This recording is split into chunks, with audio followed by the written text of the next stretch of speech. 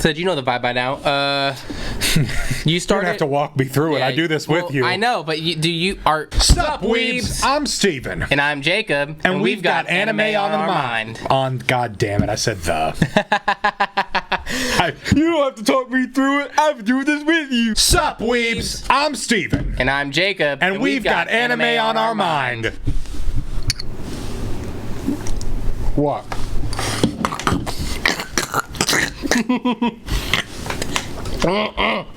Go.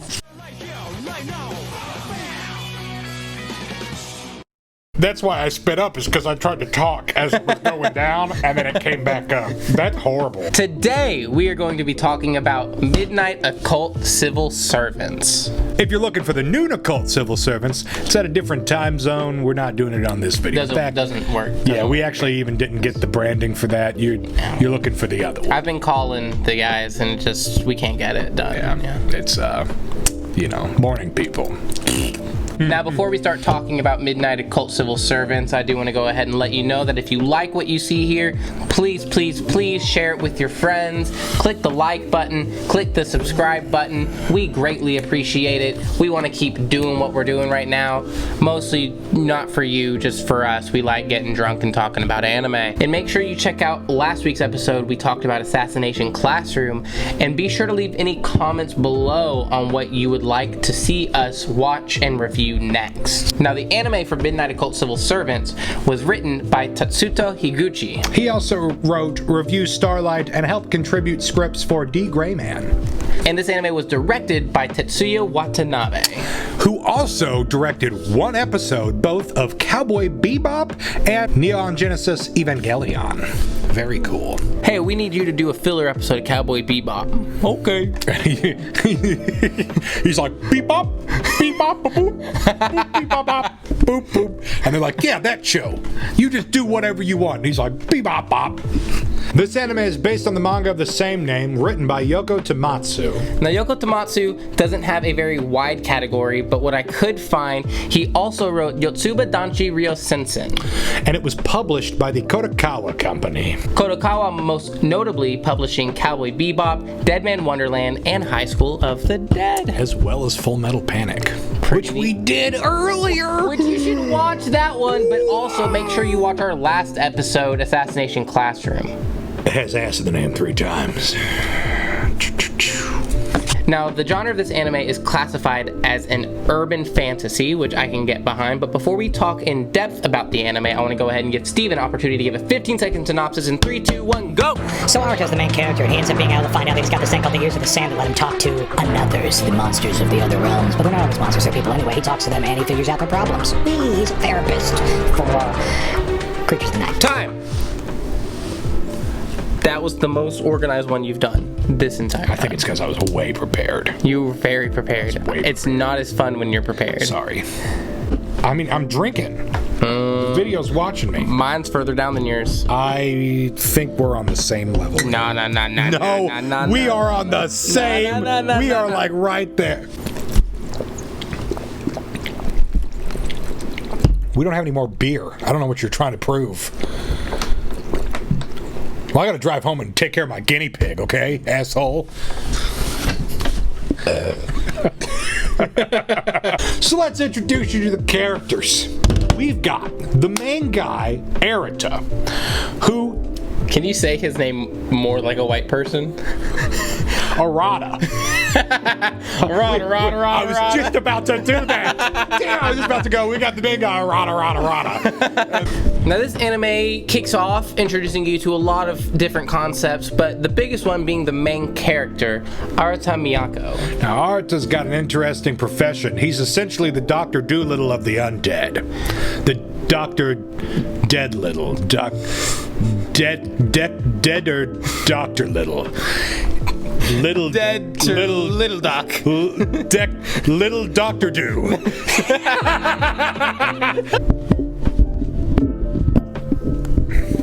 It gave up. He works for the Nocturnal Community Relations Division, or better known as the NCRD. The C, you can put another little line in it, and then it says nerd. Now, Now, Arata is part of a team, and his teammates consist of Kyoichi Sakaki and Theo Himetsuka. Now, you might catch yourself watching the first episode and being introduced to Theo and thinking, why does this girl have the voice actor of a man? Flintstone. And then you realize that it's because he's a man, and, you know, you don't, it is what it is, you know? We don't judge, and if you do judge, stop watching. Dick. But Theo's not the only one that's got some secrets under his belt. As it turns out, Kyoichi also has a big one. But his big one's a little different. What is it? Well, Kyoichi's big one is that he has a kidnapped sister. It's Kyoichi. It is Kyoichi. I was just letting it run. Kakashi's big one is... But who kidnapped Kyoichi's sister? Well, you find out in the first episode that humans are not the only people inhabiting planet Earth. No. Who else inhabits planet Earth? In fact, it's another one. And another one. Another one. And another one. Another one. Another one. They're called the Anothers. That's what it's a really lazy nickname that the people. It's really kind of racist. It's like the fucking borrowers. It's kind of a racist name, you know. It's just this one created time and space, and this one created water. But I mean, we shit in a toilet, so humans are kind of top of the line. So they're another. They're just something lower. But what are the Anothers? Well, the Anothers that they introduce are basically any fantasy creature that you could probably think of. Or old legends. I mean, they even go as far as indicting some like old oceanic legends and whatnot for some of them. So you have some more typical fantasy creatures like fairies, pixies, angels, demons. But then you have some more obscure people. Lions and tigers and bears, oh my. So what do these Anothers have to do with the story of the anime? Well, as it turns out, Arata is able to conversate with them. You'll find out he has what is called the Ears of the Sand. His team, who has been working with Anothers for years, has never been able to communicate once with them. And this guy, Arata, just shows up and just starts having conversations. And shit gets a little better for everybody. Some people are a little salty. Some people see the Anothers as kind of a lesser being, a lesser group of people. They don't have real human emotions. They don't have real human thoughts. They don't have real human responsibilities, and therefore we should not treat them as humans. But Arata, just like any good protagonist, says no, nay, not at all. And what does the Nocturnal Community Relations Division do? Well, it's a group of humans that can see Anothers and just try to keep the peace. Make sure that they consolidate with one another. Yeah, they just try to make sure that the community of humans that can't see the Anothers and the community of Anothers don't conflict. They don't cause problems for each other. And that's really most of the anime. I mean, every episode is basically a different conflicting problem, and then it's solved in the same episode.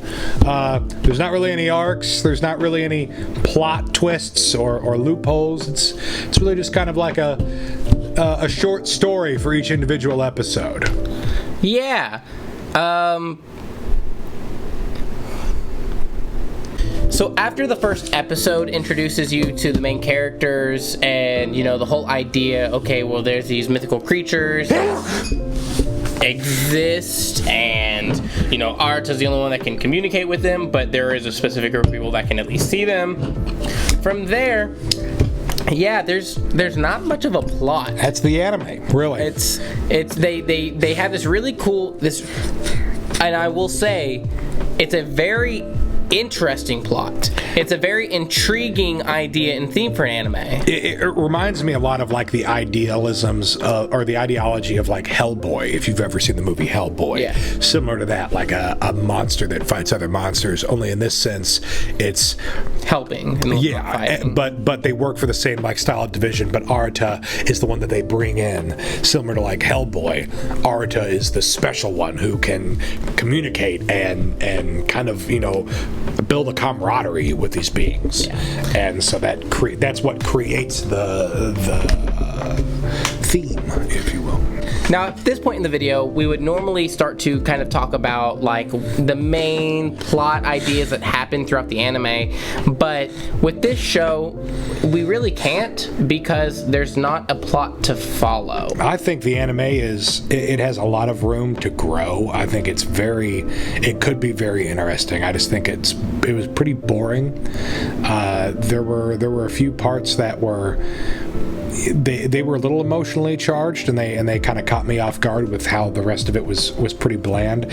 But honestly, I did not look forward to each episode. The longer that it went on, the more that I was like, okay, I can see what's happening. And I think the reason why you didn't really look forward to like the next episode is because there was never a solidified like lead. There was never anything to look forward to. There wasn't. They don't build anything up. So this anime, I think that the theme of this anime is very unique, very cool, and it has a whole lot of potential. If some things were changed, if maybe they added a second season, I want to like it a lot. The last 3 episodes are literally what the entire anime was lacking, in that they added actual backstory. And so the last 3 episodes, I would say, are probably the most interesting because you get some backstory on characters, which I feel like had they really implemented in the beginning, it would have made you feel more connected, because you really don't even get attached to the characters. You're just kind of like, oh, there's fucking Theo again, and there's Coyote, and there's, you don't get attached. And so, but it's important to note that the last 3 episodes of this series are not technically season 1. Technically, episode 1 through 12 are season 1, and then episode 13, 14, and 15 are one-offs. Yeah. They're standalones. They could have happened at any point in time through the course of the series, whether it be before, after, or somewhere in the middle.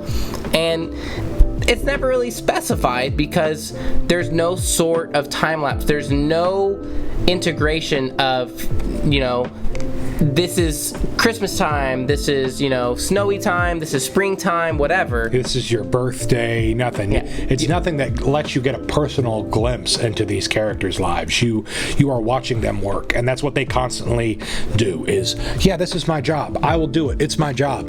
Now, does that make this show a bad anime?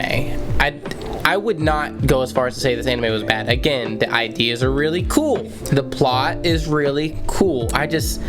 Review time!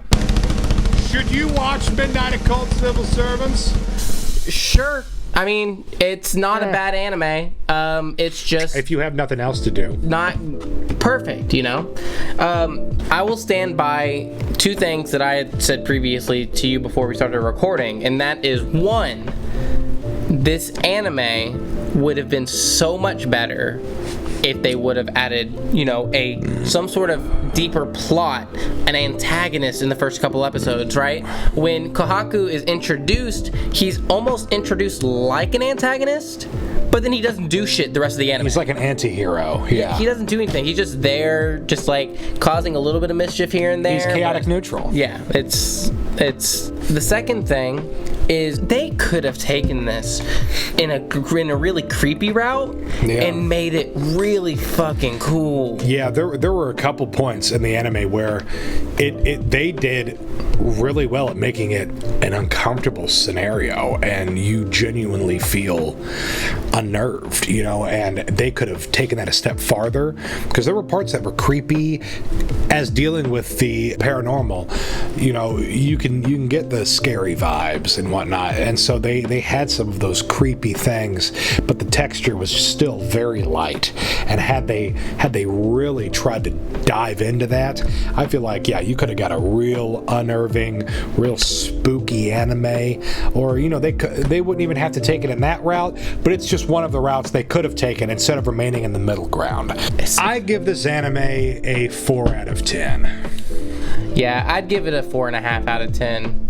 There's a lot of things that should be there, but there's a lot of things that need to be there to be a quality anime, and they didn't bother to put it in. So, and with that, here's our favorite scene from Midnight Occult Civil Servants. And enjoy your anime.